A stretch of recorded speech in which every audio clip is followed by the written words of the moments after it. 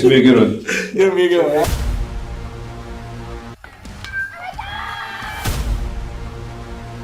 Definitely a different type of process. Cut down or freeze up. Being a coach's son. Jackson, of course, they keep retooling. One stone to face, a hit by pitch. Oh my goodness. What's going on, people? It's 6 o'clock on a Monday night, and we're here inside the Red Earth Production Studios. We have a new show that we're going to be doing live every Monday at 6 p.m. I wanted to do this last year, but I didn't do it. So we're going to do it this year. We want to talk about baseball. We want to talk about what happened the week before, what's coming in the week ahead of us.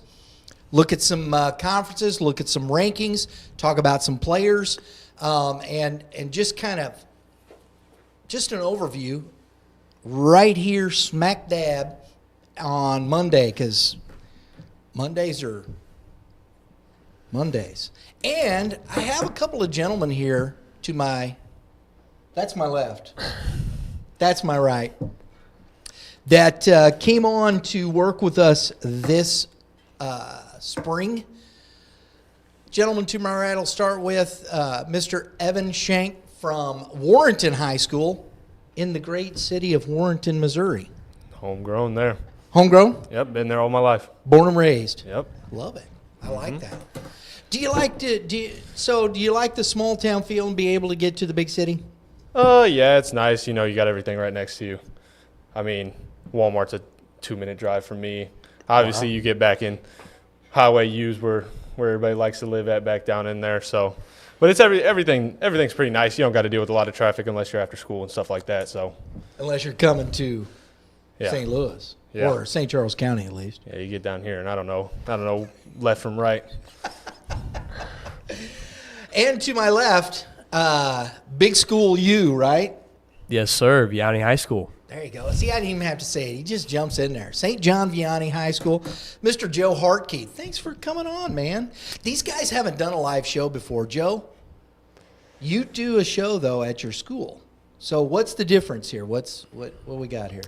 I would say the biggest thing is show at my school. You got, like, unlimited takes. Usually takes us about 30 minutes to film, like, a 10-minute show. But here you just got to say it right the first time. Just we wing it, baby. Yeah. Yeah. Whatever comes out, just hope it's good. Absolutely. Hey, if you like what we're doing, please take a minute. We're here live on our YouTube channel, Youth Baseball Midwest. We got the comments below. We've got the social up, where if we see a comment from you, you comment below. We'll be talking about it live right here on the air. If you don't like what we say about the rankings, please let us know. That's okay, too. I don't mind. It's all subjective. And, heck, we've only played what? At the most, some guys have played 4 games. Some have played no games at all. And that's where we're at right now. So, hey, we're going to look at that. We'll see what you got. So hit the like button. If you like what we're doing, please hit it. Subscribe right there next to that. Hit the dinger. It's not a home run. Next best thing. You know what a dinger is? A home run? Not a home run? Not a home run. Oh. But on YouTube, what is a dinger? Your notifications. My man. Yes, sir. Notifications for upcoming episodes just like this. We want you to tune in. We hope you do.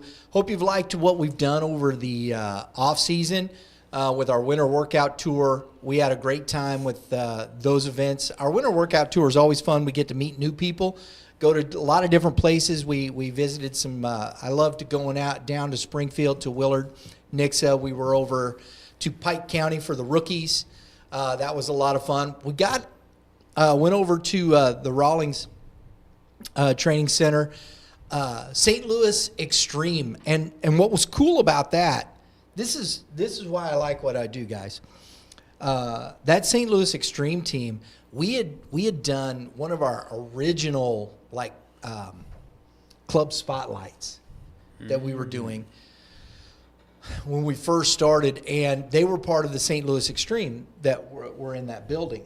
That team was, and a lot of those kids, boom, now they're in high school playing ball. So it was cool seeing that, and then we finished up with our first ever American Legion Club tour stop, and I really enjoyed that. I've known Rick Reno with St. Peter's Post 313 for a long time. They do a great job over there, and that program's doing well. I believe Andy Hook, I think it was his last name. Cook. I knew it was a double O-K, but we got it right now. Andy Cook taking that senior team. Last year, those all three teams were above 500. They're growing that program. I really like that. American Legion Baseball, man, it's still alive, right? Yeah. You gonna play some American Legion Baseball? I might once I get a little older. Get a little older. Yeah. I like that. So we hope you enjoyed that. We did our coaches previews. We had a lot of great coaches come on, give us their time. It was a lot of fun. Our player spotlights are rolling right now. What's coming up next, Lauren? Do you know on the player spotlights? Because we've had, I know we just finished. Did you guys watch the Carson Ramos one? Yep, I saw that one. That was fun. Mm-hmm. You guys know Carson? You ever met him? I don't think I've ever talked to him directly, but I know of him. Know of him, yeah. Yep. Good ball player, Timberland High School. Next, we got up from the other side of the state, Jackson Aiken. Listen, wow, that guy hits the ball jumps off his bat. It's loud. Jackson Aiken going to Oklahoma, plays at Lee Summit West. In fact, there you go. We're going to be at Blue Springs High School. This is one of those shameless plug things, guys. Mm-hmm. This is how you do this, okay? Just so you know. Understood. All right. April 7th. It's a Monday. I guess that would be what, 2 weeks from this Monday? Yeah, 2 weeks from this Monday, we will be in Blue Springs, Missouri, at Blue Springs High School, Lee Summit West. The Titans are visiting Blue Springs Wildcats. So we're going to get a chance to see Jackson Aiken play on the diamond. Looking forward to that one. Dynamic ball player, and we're looking forward to seeing Lee Summit West. We got them number 3. I think it's they're a talented team, loaded up and down, so we're going to get a chance to see them. So make sure you tune in. We got all of our live stream stuff coming up. Make sure we're going to look at we're going to start with Class 4 here in just a second. Blair Oaks. We're going to be at Blair Oaks High School in Wardsville, Missouri this Wednesday, 5 p.m. Pregame starts at 4:30 p.m. We're going to have some fun. We're going to enjoy a ball game again. Blair Oaks facing off against St. Francis Borgia. And guys, St. Francis Borgia just got kicked to Class 6. Oh, boy. I said kicked. Yeah. More like promoted, right? So they didn't get kicked down. They got brought up. I guess that's an all in how you look at it. Maybe, I don't know. We'll see. I got to talk to Coach Struckhoff when we get over there and see if he thinks that, you got to play. It's where you're at. But promotion or, you're facing off the top teams in the state when it gets to Class 6. That's true. I mean, it puts you in a spot you didn't expect to be, You didn't expect to be there. What do you guys think of that? Do they do the same thing? Now, Misha, when the classifications and assignments come out, they came out on the 21st. Teams have started playing. The season started. Do they do that in basketball and football and all those as well? Yeah, you usually get them early in the season. Maybe late into the week of the first week, but usually who's in your district. Because I don't know how much in baseball, district points and stuff matter, but like in football and basketball, district points really matter with home advantage and stuff like that. So, Do you guys look at that stuff? Do you pay attention to conference? Who's winning a conference, or you think it's more about district? I would definitely say it's more about district, but conference could be a good reference point, seeing where you're at amongst your peers. But districts is the playoffs, so I guess you really want to know where you stand with those teams you're going to be facing off against. Yeah, because because then I know that's the coaches for that district all get together and say, okay, who's number one, right? Yeah. And then it becomes like, I guess, a fight on who's going to be. Yeah, well, like sometimes in there too, some coaches may want a lower seed to have a different way in the bracket, like with basketball last year for Warrenton, we wanted – it was either the 4 or the 6 seed so that we could play this team that we thought was a little bit easier than the other one, and we ended up making it to the district championship. So it really – I think coaches really play strategically with that stuff, and that's why you got to pay so much attention to it deep in the year. There you go. All right. Let's go. We're going to start with looking at what we're going to be, with this show, with the press box. We hope that if you haven't signed up for our email, you can get that. These guys are writing some pretty good articles. Not pretty good. They're really good. Thank you very much. You're welcome. We had Evan follow up on the new hire over at Orchard Farm from the G.A.C. North, Brandon Sugar, who's taken over there. Great article. You can go. It's posted right now. It's on the website. You can go to our Pressbox blog page. Check out that article. It's really good, informative piece. The G.A.C. North is, I guess, one of those conferences that it's good, but it's overshadowed a bit by the South and Central, would you say? Yeah, I like to call it the sleeper conference in the GAC. You got teams in here that definitely can compete with the bigger powerhouses in the GAC, and that kind of get just overlooked. Yeah. So any surprises early on in the conference so far? I mean, Orchard Farm's going 0-2. They play big teams like Valley Catholic and stuff like that. Winfield, I'm a little interested in Winfield this year. They lose Brady Creech, who was a big contributor to them. They lose to Wright City, lose to St. Clair in that St. Clair tournament as well. So I'm interested to see how they produce this year. And then Holt, the new kids on the block, who are kind of still a mystery to me, at least. Can't find much on them. I think they can survive and definitely find themselves in a 4 or 5 seed in the conference. Yeah. But I definitely think it's going to take a lot of adapting to do moving into the North. Holt was in the Troy Classic. We're going to I'm going to look at this real quick. Let me pull this up because we were following that game. Who were they playing? Seckman. Seckman, that's right. Yep. So as of right now, it's not looking good for Holt. They're down 13-3 to Seckman in the Troy Classic. SLU is on top of the St. Charles Warriors 12-2. And so that's just some updates there. This is going on right now. It's a great game. I'm sorry, I know this is not the North, but this is in the Troy Classic. Timberland and Francis Howell, man, are 5-5, tied up. Wow.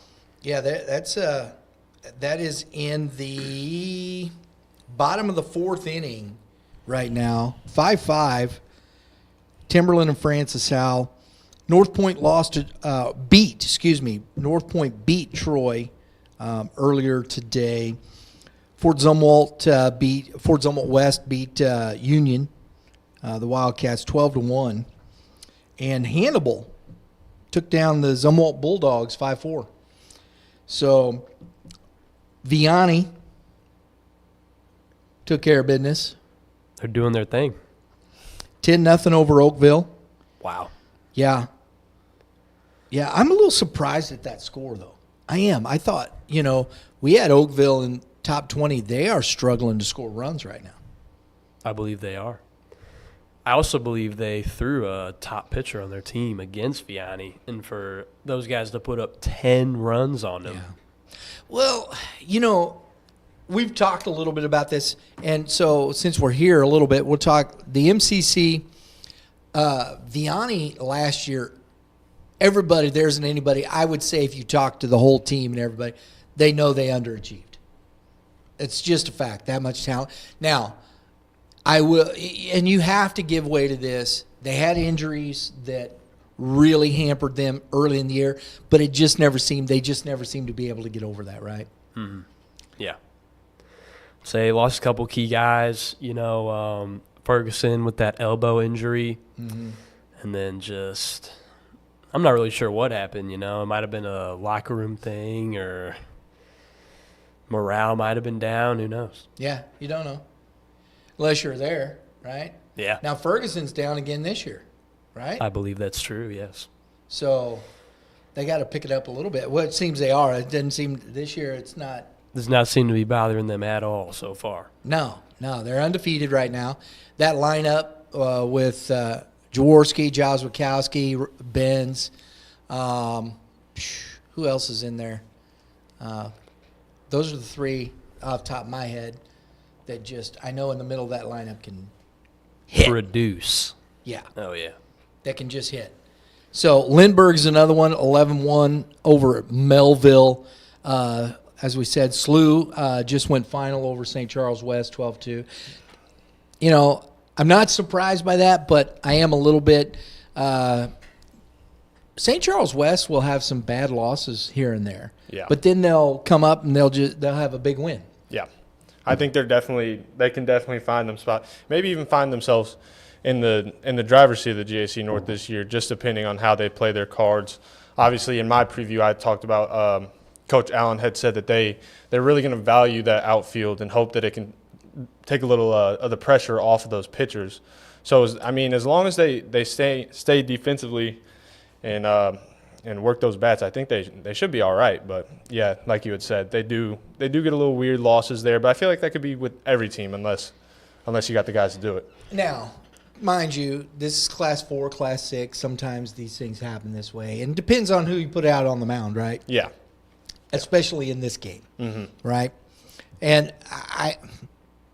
is what it is. So talk to us a little bit about, I guess it can't be a surprise, but, we talked about, Holt, we don't know. Warrenton, you were at the Warrenton game, a couple of their games at CarShield. Yep. Over the weekend. What'd you see?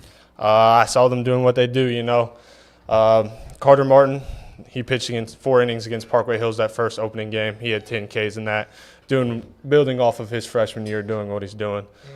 I saw good defense out of Colin DeSylvester as well. He looks like he's moving well out there at shortstop. He put up 6 RBIs through those 3 games. Austin, still being the big bat that he is. Isn't he hitting like 556 to start the season? 556, and he has 2 stolen bases. And, he was their leadoff hitter in the game that I watched. And, you don't want that kid to get on base because he could steal second, go back to first, make it all. You could probably get 5 bags in one trip. Didn't he have – I think he had 32 stolen bases last year. Something like that, yeah. And, I've played with him in football and stuff like that. He's got some speed under him. You're not catching him. So. And he's a catcher. That blows me away. Now, do you think – I forgot to tell you guys. We do this thing called helmet stickers. So I was a little far away from the microphone. Sorry. We do this thing called helmet stickers. I'm going to do like this because I want to lean back a little bit, Drew. How's that? So I can see the fellas. And if you seen a helmet sticker, what we do a helmet sticker for? Show them on the screen there, Drew, what a helmet sticker looks like. Oh, that's not it. Hey, that's us. Oh, my mercy. All right, we're going to get there. He's going to show us. But we do this, and I like to give out helmet stickers. We've done it with Game 7, but, man, high school, why not? This dude, at 5:56 early on the scene, we're going to give out helmet stickers through the week. There it is. Boom. There we go. Helmet sticker. One of these days I might even produce some of them and give them away. But right now it's just like on TV. Is that cool? Yep. You guys good with that? I'll make if he's watching. So do you think Austin Haas deserves a helmet sticker? I think he does. Well, give him one, bro. All right, I'll give him a helmet sticker. There you go, Austin, if you're watching. Or I'll let you know in third hour tomorrow. You got anybody else in the North that you think deserves a helmet sticker? deserves a helmet sticker. Brennan Goring, 10 Ks through five innings there. I'm not for sure which game that was. Some of these guys, some of these teams in the North doesn't have their stats in, which being early in the year, it's hard to get their stats in, man, especially playing in those tournaments. Don't just give it away willy-nilly. These are helmet stickers, baby. Austin deserved one. I like that. Yeah. Don't just give it away willy-nilly if you don't want to. I don't know. I think I'm going to save mine. I'll save mine. All right. Save it. We'll be back next week with some more. So, but I want to look at the Class 4. We're going to look at Class 4 rankings a little bit here, guys, because that's where a lot of the G.A.C. North is. And even though, we got St. Charles West down here at 11, and they're 1-1, I think they're fine. I think St. Charles West will be fine right there. Who else is there? One team, we got Orchard Farm. We moved them down. Orchard Farm had a rough start. Talk a little bit about that. Yeah. I think so. They're kind of in that transition period that they're in with Coach Sugar. I managed to get a little bit back from him a little late before we got that piece pushed out. But he definitely said that they start off with a little bit of a tough schedule, but he thinks it's good for the boys to be tested, especially a lot of those kids they played as sophomores last year, and they're coming back as juniors. So luckily they have that varsity experience, and it looks that it hopefully will turn out that having that experience and going through that adversity and stuff will help them swing the tides a little more to their side. But I think they definitely have the players to do it as long as they can just know where they fit in going into that junior year. Because sophomore to junior year, usually you would think you're being brought up to varsity, but they had all that varsity experience. So as long as they can find what shoes to fill and stuff like that, they have the kids to do it. So. Well, there you go. Down here, we brought in a few new teams from the preseason rankings. Duchesne is now a Class 4 school. They won the Class 3 state championship last year. The Duchesne Pioneers. Coach Mike Hollander, if you get a chance to go and check out their preview, it was a great conversation with Coach Hollander. We got Duchesne coming in here in Class 4 at number 16, 2-1 over the weekend. There's another team I want to watch in Seneca, the Seneca Indians. I believe Southwest Missouri.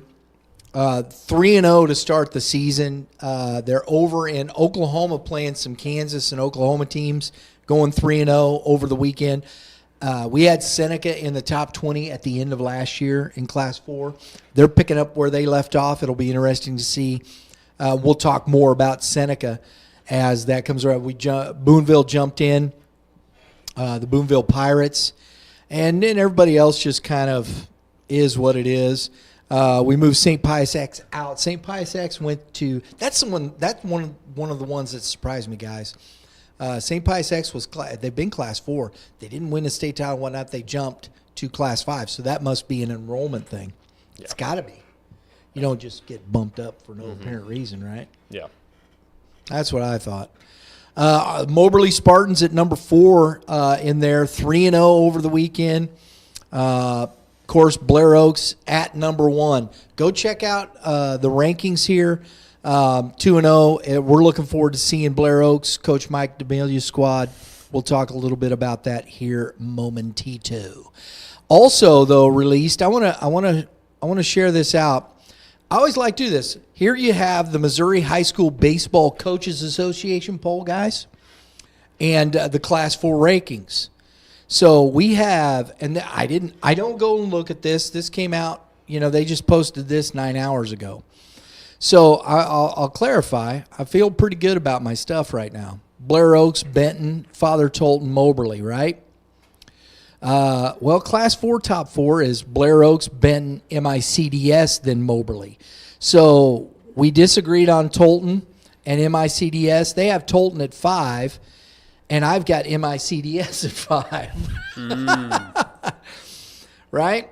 Boom. So that's where just a little 3 and 4 swap there. That's interesting. Then they got Fulton. I like Fulton. I think Fulton's going to be really good. We got Fulton down at number 7. I got Nevada above them right now. The coaches poll, Nevada is down at number 8.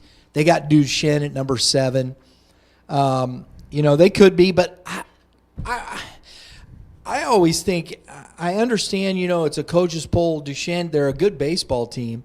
They won the Class 3 state championship last year, but to put them at 7, I don't know. I mean, and these are the coaches. I'm not saying that, but I think that's a little tough. That's some high expectations when you think you're putting on a team. Yeah, especially coming off a championship like that. You won a state championship, but, Class 4, it's another step up. Mm-hmm. Can they compete? I don't know. We'll see. Yeah. Right? We'll see. Southern Boone. You guys know where Southern Boone is? Yep, I used to have to drive out there about 3 times a year for basketball, for a tournament. Were they as good in basketball as they are in baseball? Yeah, they're a pretty good team there. I think we didn't go this year, but we've gone the past 3 years of my high school career, and they've always given us a little bit of a trouble. So yeah, I'd say they're pretty good. Yeah. Are they good in football too? We played them early in the year in the Jamboree. Uh-huh.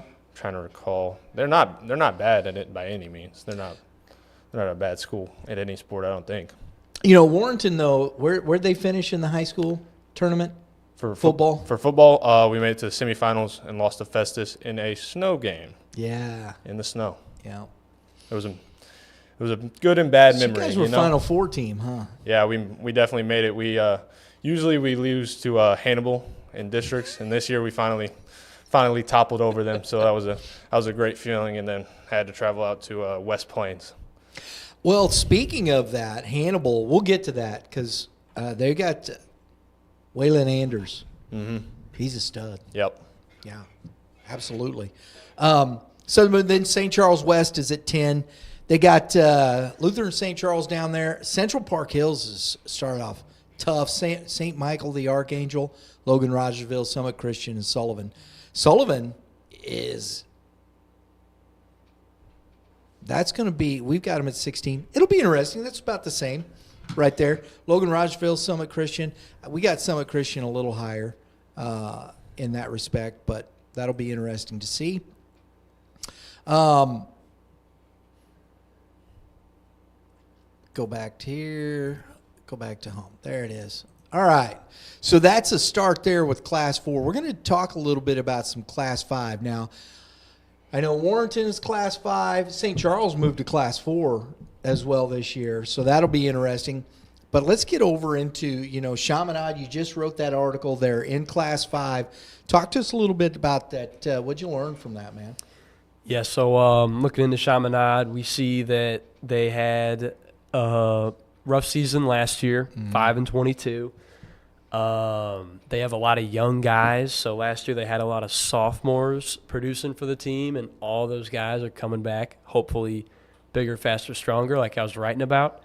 And I was talking about 2 2026s that people are really going to want to keep their eyes on. So Cooper Brown and Jackson Miller. Cooper Brown, as a sophomore, led the team in innings pitched, so that's pretty crazy to think about. Underclassmen getting the most work out of anybody. That shows the coach trusts him to get it done and trusts him to, get outs, get the team through games. Yeah. Jackson Miller was a two-way, and then he's going to look to produce more offensively, so he's a shortstop and a right-handed pitcher. Very good. Do you think they're going to make some noise this year in the M.C.C? I think the M.C.C will be very difficult for anybody, no easy wins. Yeah. We really got to look at how these guys are developing. So far, we're not quite sure because they played Summit, pretty good team, lost 6-2.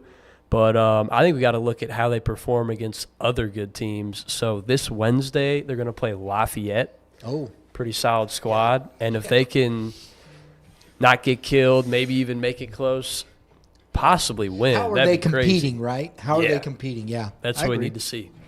Yeah. And they may be a year away, as young as they are, right? It could but be. like you said, that learning process, how are you competing this year against, and it's not like they're playing, they're not sandbagging a schedule. No, they're not running from it. Anybody, as you would say. And I like that. I think that's the way it should be. I think it's the way it should be. So when you start talking about Class 5, now the big one, and I think it it didn't surprise me, and I talked to Coach Eric Rule a little bit when we were down for our winter workout tour down with the Southside Prospects. And he was talking a little bit about that. He coaches at Vianney. He's one of the assistant coaches there. And he was talking a little bit about it. He said that's a possibility. Some of the championship points are off, and it did. And Vianney ends up in Class 5 this year. And so what do you think about that? Do you think that I don't think it should bother you. I mean, but do you think people go, oh, man, we're in Class 5, that's bad, this, that? No, I think if you're Vianney, you understand that, like you said, you underperformed last year compared to the talent you got on the team. But I think it should motivate these guys. It's not like bad to be in Class 5 by any means. I mean, you still got good competition down there. But I think it should be motivating, and then maybe it should be like, hey, if we do what we do best, maybe we can get back to that state tournament this year. Absolutely. And I think it's similar. Warrenton is in the G.A.C. North, and at this point, they're the only Class 5 school. Yeah. Because St. Charles went down. Yep. So, what do they do? Does their schedule challenge them? Do you think their schedule is challenging them? Yeah, I think it does. And being in Class 5, you think of it almost as you draw the short end of the stick sometimes. I mean, they've had, if I'm not mistaken, they've had Fort Zumwalt East in their district for the past 2 or 3 years. Guess what? Yeah. They're still there. Yeah, I know. So it obviously is. It's not always great for them. And St. But Dominic and Fort Yeah. Zumwalt South, and yeah, they have some heavy hitters in their district this year. So I hope that they can compete. Usually it feels like they have a real great season, and then districts it kind of all becomes a wash. But I think they got some notable games on here, like we were talking about. They play East in April. They don't have their whole schedule loaded up here. They play Duchesne. that'd be interesting. Yeah, it is interesting because head coach Burley's son plays at Duchesne. Yes, he does. Yep. Yeah. That's interesting. I always think, now you're coaching against your son. Yeah. Yeah. That would be, I think that might be a little weird. That'd be a little weird. I guess he probably knows all his tricks though. So his outfield right where it's going to go. The elephant in the room is the Willard Tigers. Coach McGee has them off to a fantastic start. They are 4-0. And you talk about playing competition. They're down there in Arkansas playing some of the top teams in Arkansas. And it's just, they just keep winning. And, I think it's interesting because my first thought when I saw that Vianney was going to be in Class 5 was to go, oh, man, that much talent, they should be number 1. And then I thought to myself, no, I just am not going to – I can't do that. I think there's a lot of talent at Willard. They're well coached. They beat Bentonville 9-7. That was on the 22nd. They beat Bryant, which I guess is, if from what I understand, Levi Hilton, their top pitcher, he's just a junior, and he pitched the championship game for him, I think he said, last year. He's a 2026. He beat the OU signee, Ridge Sutherland from Bryant High School.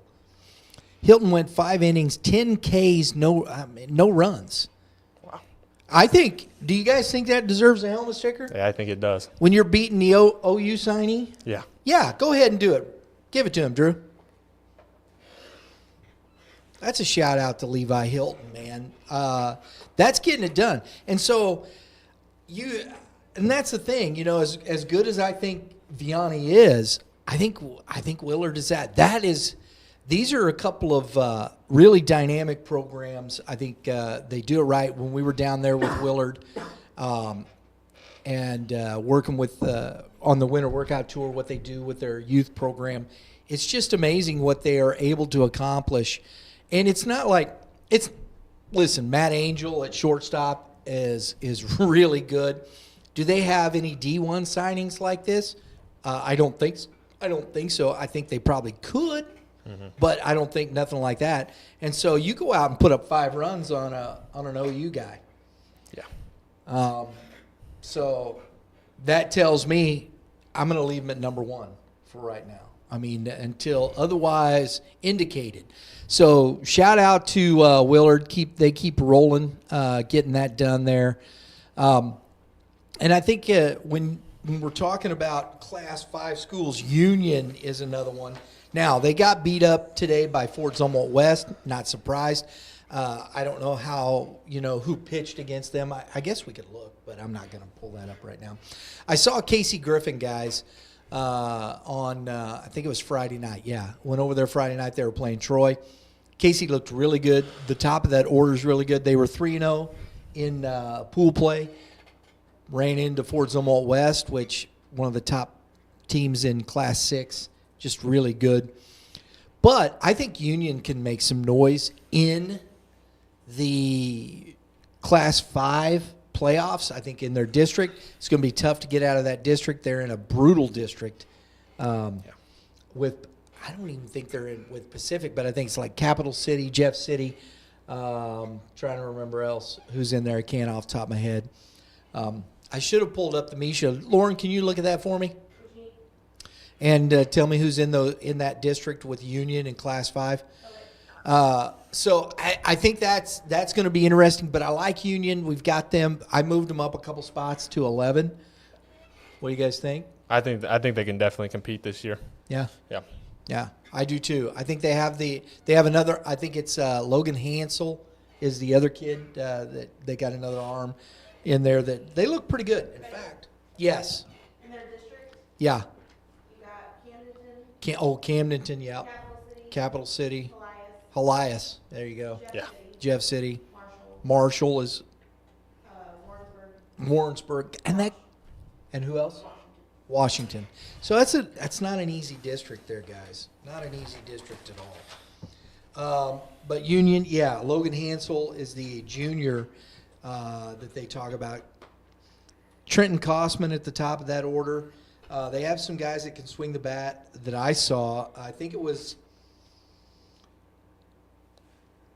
Connor Kernett.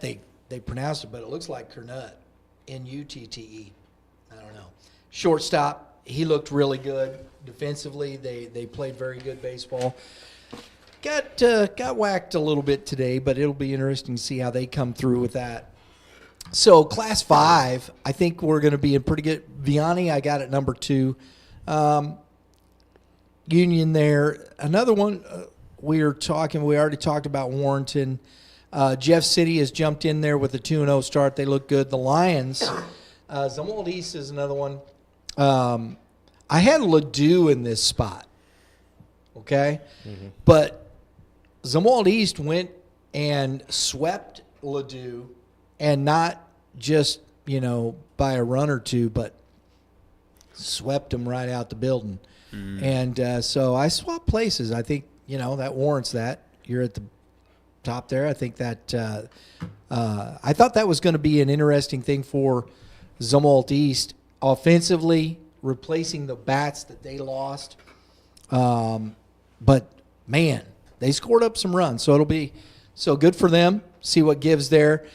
I think Class 5 is going to be, we were talking about, you say St. John Vianney. But Class 5, Festus is a team we saw this weekend take on the Jackson Indians, perennial Class 6 school that is very good.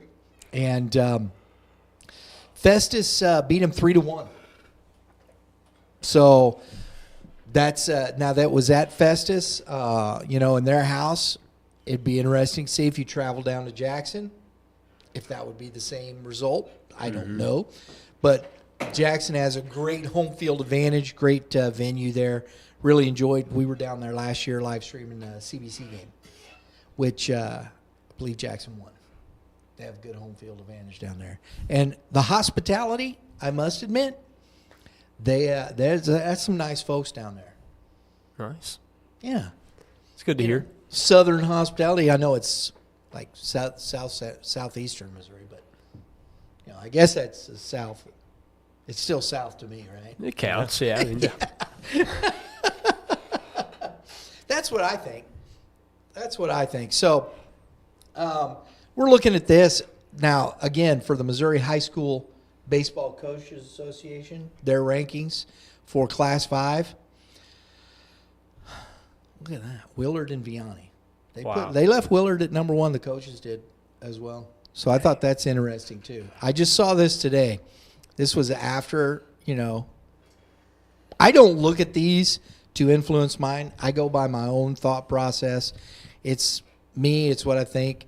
They got Vianney at 2. Festus they have at 3. We've got Festus at 5. Then Kearney, then Summit. I think Summit, but look, they got him. Oh, shoot. I hit my microphone. They got him at 5, right? I got him at 3. What's 2 spots? Doesn't really matter. In my opinion, when you start looking at that, you start looking at the top 10 schools in a state, how much margin is there really? What do you think? Yeah, especially so early in the year, some of these teams maybe not even playing a game, two or three games on the record right now. It's definitely hard to really see those slight things that could push a team above another one. So I agree. And that's the thing. It's still early. You see a 4-0 record. Fantastic. Looks great. But still a long season, and so we'll see what gives. What do you think?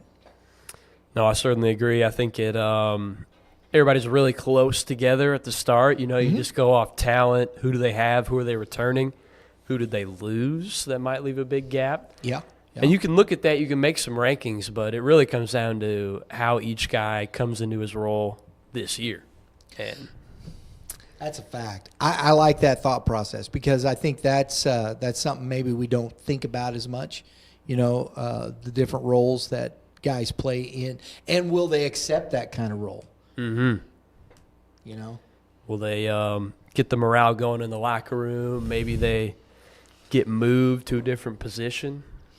You guys have played sports, for a lot of years in high school and whatnot. If you're on a team like this, and I don't know what level, records, and I know you played different sports, high school and whatnot. Is it hard to accept a role if you feel like you maybe are better than that? I personally don't. I think I fit into the role player category pretty well, and I like to listen to my coaches and stuff like that. But I have definitely seen the bad side of that and not understanding that some days might not be your day and some days you're going to have to take a back seat. But it really just depends. Hopefully, like with Warrenton, our head football coach, Jason Coper, he definitely put a stop to that whenever he got the head coach job my freshman year, and trying to understand players and really, really figure out where they fit and what they can really bring to the team. And if a player is down, trying to talk them up and stuff like that, saying, hey, it might not be your day, this and that, but get back in the weight room, get back in the drills, stuff like that, to try and boost those players' morale. So I think it really depends on the player and especially the coach and what they value and stuff like that. Yeah. The attitude of players has really got to be a team-oriented thought process, correct, Joe? Absolutely. You're playing for the name on the front, not on the back. Oh, he pulled it out right there, folks. There you go. He pulled it out. I love that. Go ahead. That's right. But, I know it's kind of cliche, but it is true, isn't it? It is true. I mean, I definitely, to answer your question about playing a role, I definitely agree that it's difficult, especially if you think that you're like maybe better than that. Mm-hmm. But it's so vital for the success of your team that you do that and you do it well. I got to ask you guys this too, because, coming into high school as freshmen, right?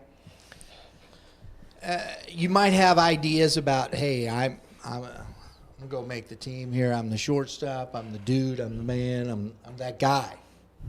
When did you realize, or did you, or was it, was there? Where's the realization sometimes? And do some guys actually realize, or can they even process that I'm maybe not the guy?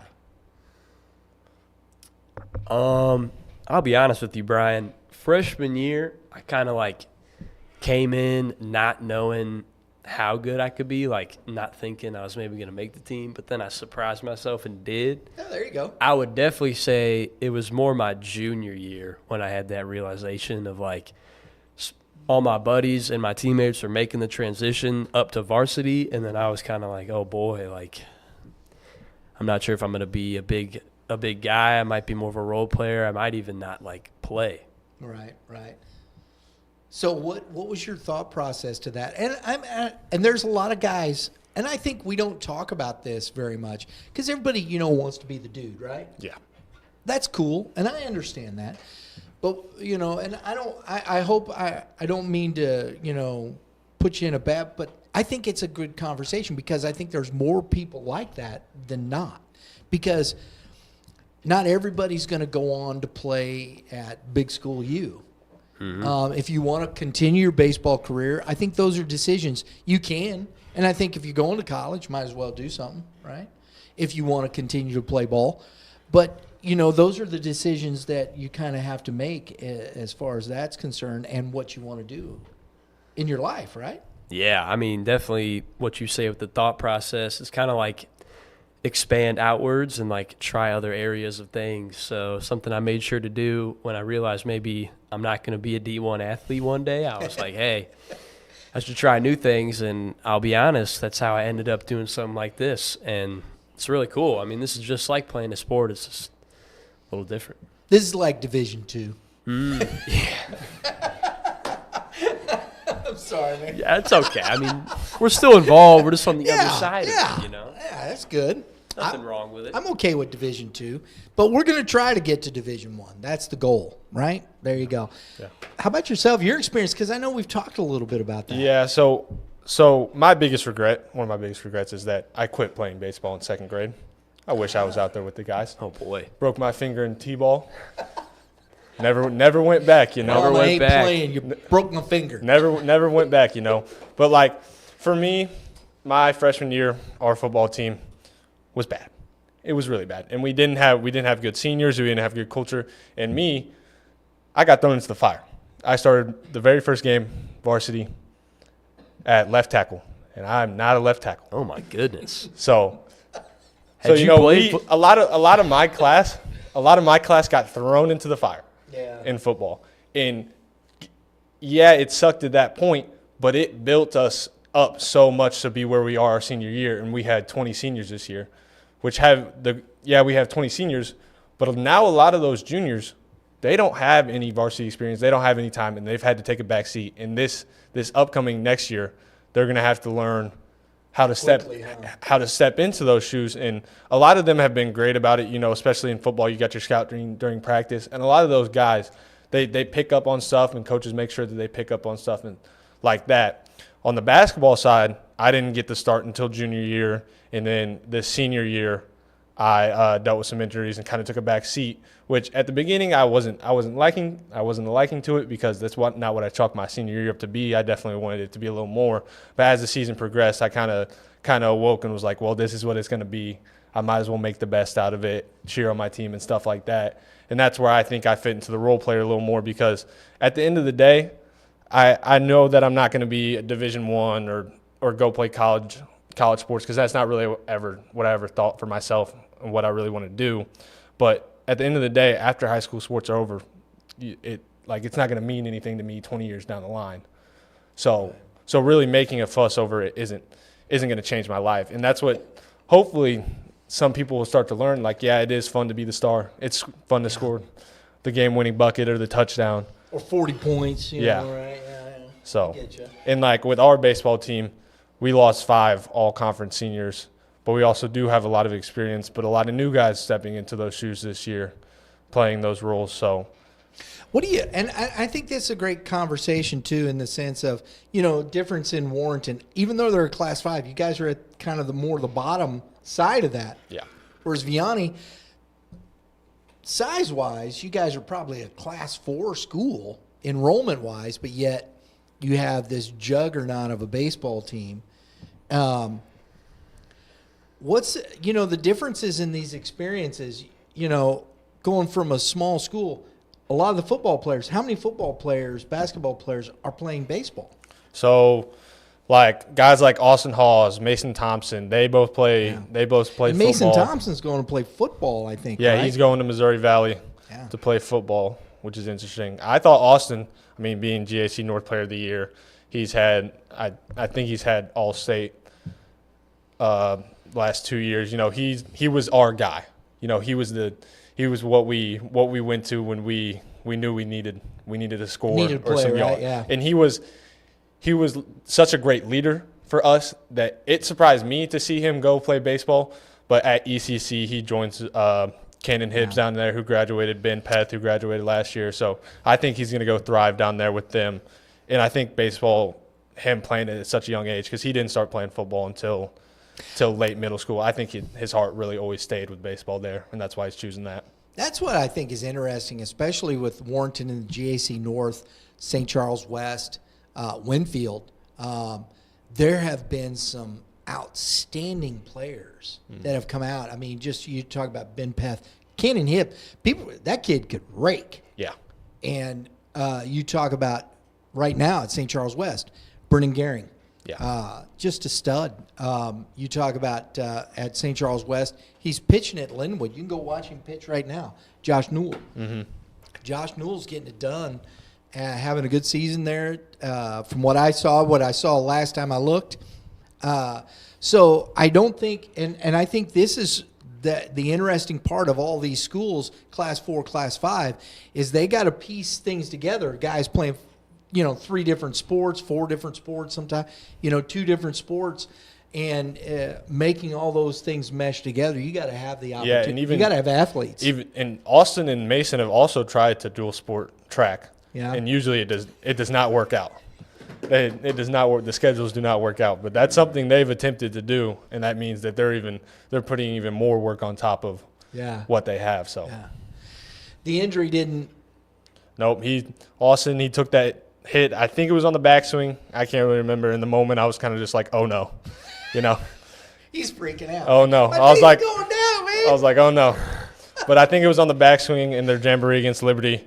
It didn't sound great. He would look like he was in some pain, but he got some X-rays and he's been good ever since. But every time I watch him now, I'm like, back up. Back up. Don't put your hand there. And that's a difference, at Vianney. Do you have a lot of multi-sport athletes at Vianney like that? We definitely have some guys. I wouldn't say we have everybody, like 20 guys to play every single sport. Right. But a notable one on the baseball team, I would say J.D. Dorman. Yeah. He started on our basketball team, has started for, I believe, 3 years. Oh, wow. But his main sport is definitely still baseball. Yeah. Other than that, Cole Adair, I know he's going to be big on offense this year, hopefully, in the outfield. He played football, started on varsity since freshman year. Other than that, though, I know Riker Benz played soccer. He did. And Goalie. Yep, part of that squad. And you guys did pretty well in soccer, too, didn't you? We did. We made a run. Made it to the finals. Yeah. Lost to Ladue, unfortunately. Is that right? Yep. Okay. All right. So, but that's 3 guys just off top. It's not as common, is it? Not as common. A lot of specialists. Yeah. It's different. It's interesting, the dynamics of that. I think it is, at least.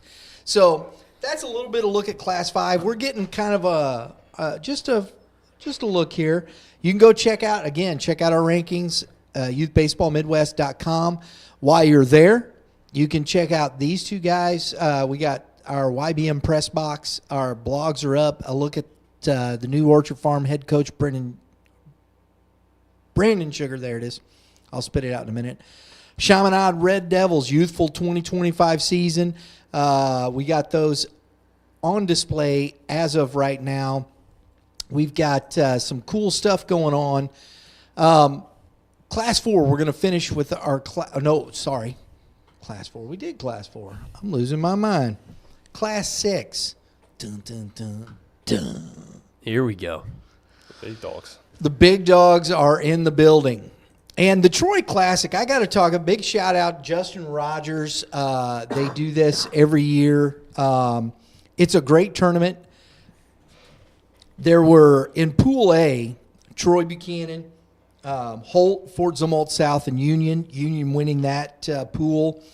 In Pool B, Fort Zumwalt West, North Point, Seckman, and Hannibal. Fort Zumwalt West won that pool. Beat Union today in the pool championship, I guess you'd call it. In Pool C, CBC, there you go, your boys going 3-0 against Francis South Central, Gateway Legacy, and St. Dominic. And in Pool D, Francis Howell outlasted Timberland, Howell North, and Eureka. Timberland has shown very well. In fact, I want to look at this because we were looking at this earlier, guys. They were tied, I believe. They were tied, right, with Timberland. I got to Yes. see what's going on there. Dun, dun, dun, dun. If we are taking a look, 8-5 Timberland. They've taken the Oh, lead. boy.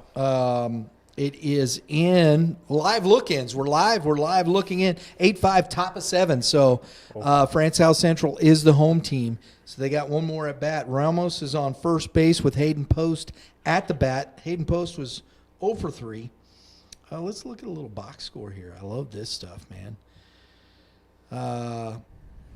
I can't ever remember which one's which, and they don't have the first name, so I'm not going to guess, but one of the Radke boys at the top of their line, center fielder.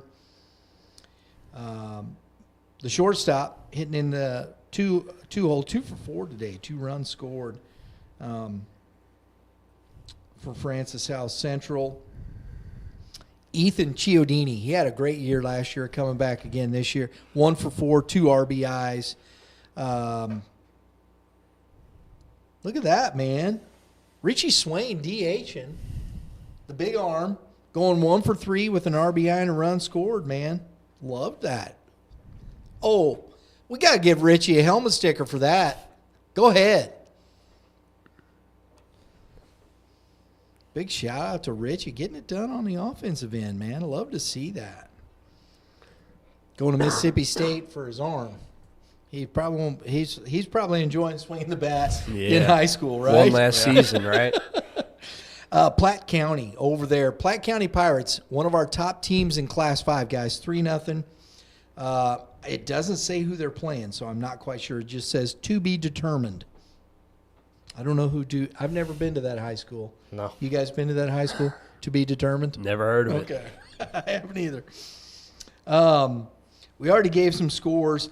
Lindbergh is one of these teams, guys. I'm going to have to give a shout-out to Lindbergh because the Lindbergh Flyers, I think, are going to be a really tough team. We've got them at number 10 right now. I got to get to – hang on just a second here. Let me scroll. There it is. Boom. They're 4-0 on the season, beating Oakville, Lutheran, just says Lutheran. I think that might be St. Charles. Could be. Hazelwood West. They beat, I'm sorry, I don't mean to put Hazelwood West down or anything like that. They beat Hazelwood West 21-0. Wow. That's a football score, guys. Yeah. Beat Melville today 11-1, 4-0 for the varsity Lindbergh Flyers. I don't have any stats. Sorry. Bummer. But they're off to a hot start. But we can look and see in the box score. And we can see some stuff here from the Lindbergh Flyers. I think that's the freshman right there. 1 for 2, 2 runs. Jack Polite, 2 for 4. Stout, 2 for 3. No, there he is. There's the freshman. He was 1 for 2. Calcaterra, 2 RBIs. Krask. You said you played with Krask? I did last summer. There you go. He's 2 for 3. 2 runs scored. I mean, they had 11 runs on 11 hits, 10 RBIs, 4 base on balls, only struck out 4 times. Wow. Calcaterra had a double along with Elder and Seiler. Luzak, Luczak, I'm sure I'm butchering that. My bad, guys. And Stout both had triples. Lots of stolen bases. Jones, winning pitcher, 3 innings, 2 hits, 1 run. Couple guys in relief, Leist, Leist, and Fisher went 3 innings of scoreless baseball. 1 run scored, but no earned runs. Lindbergh's going to be tough. Lindbergh is going to be very tough. I got to get back to my classic. I squirreled there for a minute. I couldn't help it because I got to talking about scores and whatnot, so we had to look, and I just did it. There you go. Boom. Go back to the home page here. And let's see if we can get an update from Hal.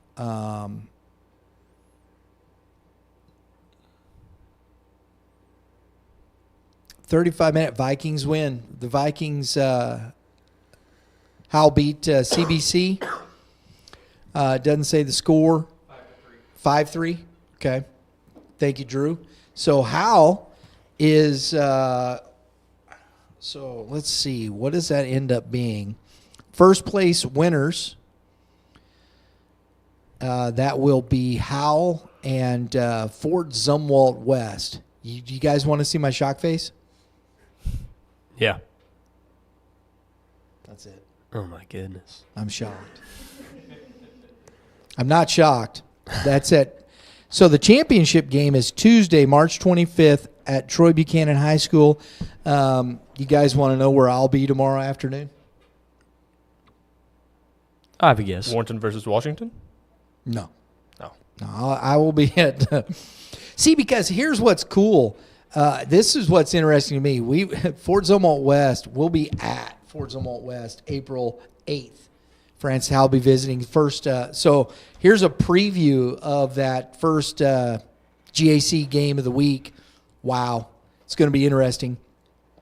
Third place game, you're going to have Union taking on CBC. That ought to be pretty interesting. I'm interested to see how Union bounces back against CBC. It'll be a test. That'll be a test. Union, we're talking about Class 5. Mm-hmm. And CBC coming off a loss. That's a close loss to Hal. I think you said you gave me a little grief earlier. Didn't think I had CBC high enough. Yeah, no, I think they got some guys over there. Yeah? Why? Who? Talk to me. Let me reference my article. Oh. He's pulling out the big guns. Talk to us, baby. Don't worry. Why not? Let's see. We're talking baseball. This is what it should be. Absolutely. Challenge. He's challenging me. Kept the receipts. Right off the get. That's okay.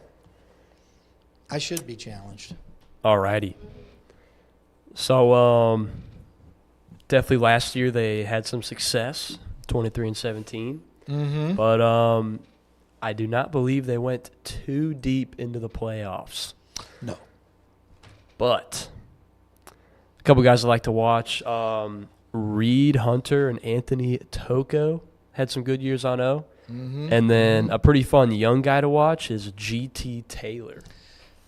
Yeah, GT hit some bombs last year. That guy had. Yeah. Yeah. No, a little pop. You're right. And it'll be interesting because when we talked with Coach Horn, we did the preview. Did you get a chance to watch that? I did watch that. Helped me write my article. He was kind of, he was a little self-deprecating. I always think it's funny. Him and I don't know how good we'll be and whatnot. Humble, right? Very humble guy. Yeah. Yeah. So it'll be interesting to see. I still think pitching will be a question mark, but so far, I mean, you don't look like Hal scored 5, but that's Hal, and you're only giving 5 runs, scored 3. And they were 3-0, so they're 3-1 early on in the season in a really good tournament.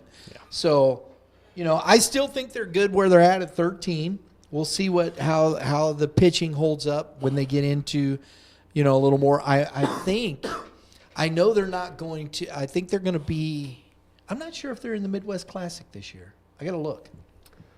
I know they're not going to Columbia for the Columbia tournament because I think it was Holy Week. I think it was. Oh, yeah. Yeah. So couldn't do that. So that'll be interesting. They usually are in that.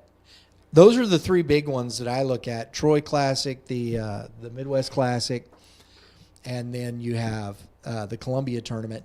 Now, I know there's some good tournaments down in the Southwest. I'm not bagging on anybody, don't get me wrong. But these are, they're always pretty good telltale signs. It'll be some squaring up the baseball, so to speak, and we'll see who gives. So that's what the Troy Classic has brought us, guys. We got that right there for you right now. And then everybody else be filling in will follow up that way. So Class 6 baseball, though, you got DeSmet. Now that Vianney is in Class 5, now, who's going to win the M.C.C.? I still think Vianney is in there. I agree. Along probably maybe the favorite, but I like DeSmet a lot. Talk to us about what you think of DeSmet. I really think DeSmet is an offensive powerhouse. They're very electric. I believe you had a coach's preview with their guy, right? Yeah. Coach I watched Canavan. that. That was fun. Yeah. He said they're returning 14 seniors or something crazy like that. They were young last year, and they're still somewhat young this year. Yeah. But they definitely got those leaders, those Yes. guys. I just looked. Charlie Wortham is going absolutely nuts. He puts up video game numbers, dude. He does. I mean, you can see right here, he's hitting 500 and his wait, that can't be right. His yes, it is. slugging is 1125. Dude, he for the whole year last year, My goodness. he slugged like 1,600 last year. It was he had a 930 OPS. He had a OPS. 935 slugging for the whole year. Jeez. That's what I'm saying. I hadn't seen numbers like Charlie put up since I saw McCutcheon and Norfleet a couple years ago. Wow. Hitting bombs and just, Wortham is the real deal, man. Real deal. And so I think it'll be interesting to see how much offensive round. They've started against some really good teams outside of Missouri. So, DeSmet, Brandon Ott, That young pitcher. sophomore. He's good. Yep. So I think I'm sure they have other guys. I'm just right off the top of my head, but I like DeSmet there with the M.C.C. Those three teams: Vianney, CBC, DeSmet. I think SLU. We'll see how they come back, but I still think it's those three teams. Agreed? I would definitely agree. I think SLU and Chaminade can still do something with this year, still be considerable, still be good, but it's going to be those top three for sure. Yeah, it's going to be a bloodbath actually in the conference games, man. And here you go. This is the way you do this. Remember the shameless plug stuff I was telling you guys about? Yep. Here you go. Shameless plug. May 8th. I told you about this. DeSmet visiting. Is it DeSmet or DeSmet? DeSmet. DeSmet. Okay. So not as I shouldn't, focus on the S as much. DeSmet. Yeah, it's more of like a D-Smet. I don't know. DeSmet. Okay. I'm good. You're close. I mean, How about we just say Spartans? I love that. Go Spartans. There it is. Anywho, the Spartans will be visiting the Cadets at CBC May 8th. I think it's a 4:30 start time. We'll be live streaming that game. I'm looking forward to that because that's at the end of the, right at the end of the season. You're going to know, are they duking it out for the M.C.C. title? Is it district, who's getting the leg up in districts there because they're both in District, I think, 3 again this year. So, and it was CBC that come out on top last year in the district. So, oh, boy. Going to be lots of fun. It's going to be good. Lots of fun. Here's one to watch, folks. Staley High School. Staley is on the other side of the state over in the Kansas City area. They're in the G.A.C Suburban Gold Division. Staley Falcons are 3-0 off to a huge start. New head coach DeAndre Josenberger. Coach Wilson retiring after last year. Man, they have just picked up. That team is good. Easton Felipe behind the plate.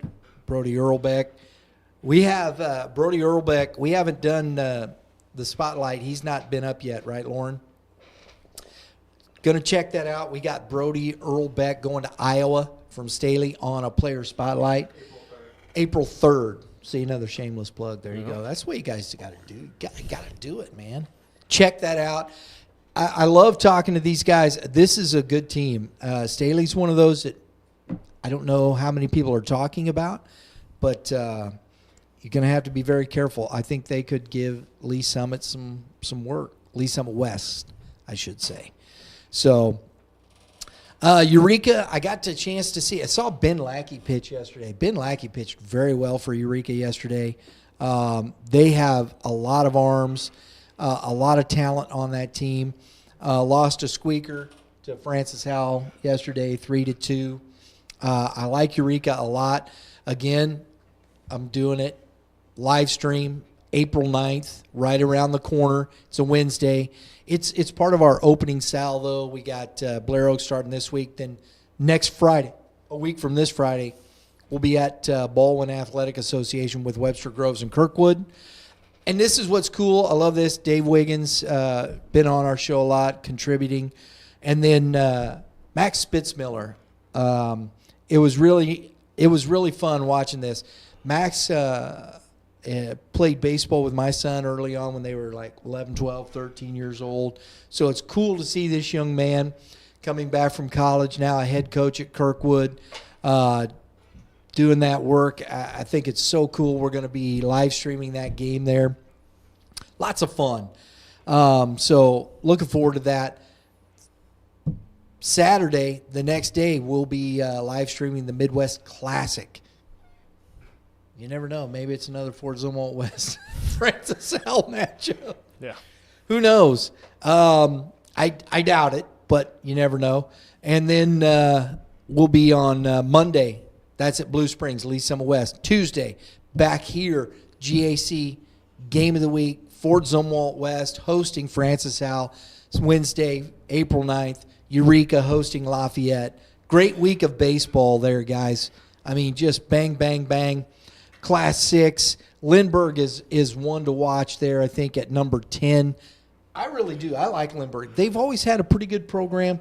I think they got some horses here, don't you? I would certainly agree, yes. I think they're going to be tough a team to put aside. I think I had Seckman kind of, they've stumbled out of the gate, so we'll see. They still got a lot of guys, a lot of season left. Lindbergh, Seckman in that Jackson, Fox, oh my gosh, in that District 1. It's going to be, I think, anybody coin toss there. Going to be a lot of fun to watch that. Don't sleep on Glendale down in the southwest there in Springfield, Missouri, 3-0 out the gate. Love to see that. Liberty North, Lee Summit over there, 2-0 out the gate. Parkway South, guys, they surprised me. Yeah, real coming deal. out. They had a big win, 15-1 over SLU, your M.C.C. guys. Mm-hmm. I didn't see that coming. Yeah, they beat St. Charles West 9-2 as well Today, so they're 3-0 now, right? I think that would be. Yeah, they'd put them 3-0. So Parkway South, again, look at that. See, how do we do that? It's interesting stuff. Mm-hmm. We'll be at Seckman. I believe that's April 17th. No, yes. It's one of those, Lauren. I know it is. It's either April 17th or May 1st, one of those two. We'll be at Seckman for the Parkway South Patriots. So that will be a very good one. That's in that red, huh? It is May 1st. That's in that red division of the St. Louis Suburban District. I think Parkway South. I don't think they're not in District 1. No, I think they're in District 3, if I'm not mistaken. But it'll be interesting to see. That's a good matchup. So we got some cool stuff coming up here for Class 6. Go check out the our rankings. We appreciate it. We've got. What are the games you're looking for coming up this week? What a game to watch in the G.A.C. North? So, let's see what we got here. As my chair keeps squeaking. Winfield's going to play Ellsbury, kind of that crosstown rivalry on Thursday. St. Charles takes on Parkway North tomorrow. That'll be an interesting one just to see if St. Charles can kind of test the waters with a higher opponent. Warrenton takes on Washington at home tomorrow. That'll be a good one. Yeah, I'll be at that one after school to see. I'm definitely interested to see how they bounce back from that loss to the St. Louis Patriots Sunday night, which they played that game at probably 9 o'clock at night. You know what? Next week when we come on, you got to remind me. We got. Do you know St. Louis Patriots? You know who they are? I believe, is that the homeschool team? Or There you yes. go, bro. Yes, Absolutely. We got to do some work on that. Give a shout out. A couple of years ago, they won the homeschool World Series. Traveled to Virginia. Whatnot.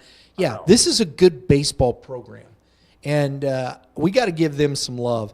They're 2-2 on the season, as you said. You know, they beat Warrenton the other day 7-5 at Carshield, right? Yep. They have a lot of good talent. It's a really good program. We've got to give them some love. So we're going to be looking at that and following the St. Louis Patriots. So shout out. Give them a helmet sticker. Do it. I love that. Boom. Class 6 rankings from the coaches. I didn't do this here. Francis Howell at number 1. You guys want to see my shock face? I knew you knew it. Right. Yeah. Lee Summit West at number 2. We had Nixa at number 2. They got Nixa all the way down at 6. That's the one that bothers me. I am bothered by that. I really am. I know it's coaches, but that bothers me. I don't know. Lee Summit West, then Fort Zumwalt West, Rock Bridge, they have at number 4.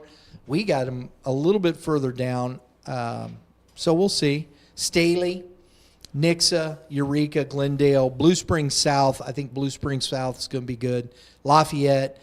Then other teams receiving some votes were Jackson, DeSmet, Liberty, CBC, and Liberty North. So, and I don't know how many coaches were able to get in on the first vote. These are all, from the coaches. So, I guess people say, well, the coaches know best. They probably do. So we'll see. But I'm still bugged by that Nixa one, man. That hurts my feelings. I don't know. What are you going to do? So make sure you tune in Wednesday night, guys. Tune in Wednesday night, 5 o'clock. Like I said, pregame starts at 4:30. We got some cool interviews. We got some history. I got to give a shout out to Brett Crumbaugh. He's doing a lot of stuff on history. He does our This Day in History pieces on our social media. He has a couple of nice pieces he did for Blair Oaks, history of Blair Oaks, history of St. Francis Borgia that we're going to have for our pregame show. Looking forward to it. Guys, any last thoughts? Wait, I didn't get to you. Games to watch. I'm sorry, Joe. It's okay. I didn't mean to leave you hanging there, bro. One game to watch. I'm not sure how close it'll be, but I'm hoping it'll be close because it'll be good. Chaminade Lafayette. I talked about this earlier. Yeah, Lafayette, I think you and the Coaches Association agree that they're a good squad. Yeah. And Chaminade's trying to prove their worth, prove what they're going to do, so that'll be fun to watch. I like that. That's a good one. That's a good pick right there. Of course, my one to watch is we already know. Yeah. We'll be there Wednesday. Don't miss it. Oh, yeah. Thanks for tuning in. I hope we didn't bore you or anything like that. Did we? Was it fun? Did you guys enjoy it over there? How'd these guys do? Fantastic. Look at that. Good. See, look at that. Look at that. They'll be back next week. We'll keep them coming into the studio. Hey, it was their first time doing something live, right? Yep. What'd you think? I thought it was all right. Yeah? Wasn't too bad. How do you think you guys did? Did good? Maybe a little stutter here and there, but Okay, so I'm going to have you rate yourself. So, folks, make sure you tell them if they did a good job or not. What do you think?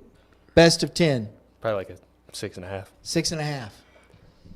I'd go 7, but might be optimistic. I don't know. Oh, man. A self-evaluation is always good from time to time. That's what I think. We appreciate you tuning in, folks. For everybody here on the set, for Joe, for Evan, for myself, have a great day in the Lord. All you pitchers, you got some advice for pitchers? Were you a pitcher or were you a pitcher? I was a pitcher. What's good advice for a pitcher? I don't know. Ice that arm. Ice the arm. Do your bands. There you go. It's good advice. I like that. How about yourself? What about the hitters? Give some advice to hitters. Lift big, hit nukes. Oh, Hey. lift big. That's what King of JUCO likes to say. Lift big, hit nukes. I like it. Well, there you go, guys. Hey, folks, we'll see y'all next time.